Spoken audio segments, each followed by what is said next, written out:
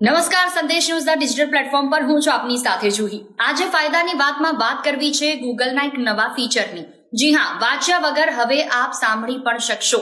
આખરે કયું છે ફીચર્સ તેની વાત કરીએ। કરોડો લોકો કે જેમને વાંચવાનો શોખ હોય છે, ફ્રી ટાઈમમાં પુસ્તકો અને નોવેલ વાંચવી પણ ગમે છે, તેના માટે ગૂગલ એન્ડ્રોઇડ એક નવું ફીચર લઈને આવ્યું છે। સૌથી પહેલા તો આપે listen to this page select કરવાનું રહેશે।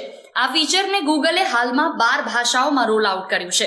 અરબી, Bengali, Chinese, English, French, German, Hindi, Indonesian અને જાપાનીઝનો સમાવેશ થાય છે।